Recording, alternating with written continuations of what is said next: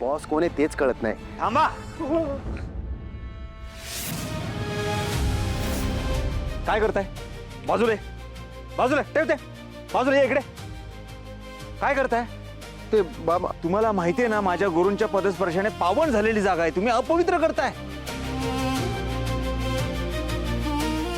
आणि काय रे हरिश्चंद्र, मी तुला लक्ष ठेवायला सांगितलं होतं, मंदिराची देखभाल करायला सांगितली होती, इथे माणसांना येऊ देऊ नको सांगितलं, तू तसं करतोयस. नाही नाही बाबा, आपण काय नाही केलं. अरे तू काय नाही केलं, मी स्वतःच्या डोळ्याने पाहिलंय.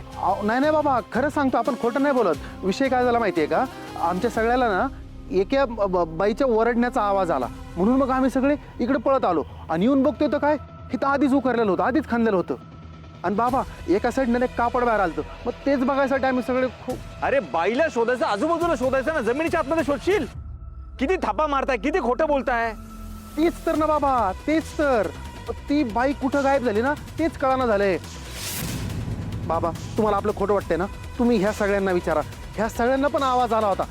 ए तुमच्यात तर बोला ना, आलता ना आवाज तुम्हाला पण, सांगा बाबाला. मग खोटं बोलतात बाबा, आलता ना आवाज. अरे बाईचा आवाज ऐकला, ठीक आहे, चल मान्य, तुझ्या गोष्टीवरती विश्वास ठेवतो.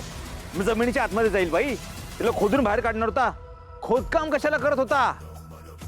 मला काही ऐकायचं नाहीये. जागा अपवित्र केली आहे, किती मोठा अनर्थ घडेल कळतंय तुम्हाला. बस निघा, मला तोंडही दाखवू नका तुमचं, निघा. सॉरी बाबा, मिस्टेक झाली, सॉरी.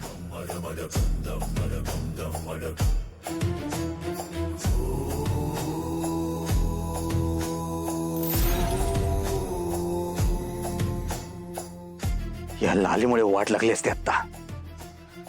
मरता मरता वाचलोय. इथून पुढे जर का लाली वाकड्यात गेली, तिला संपवेन मी.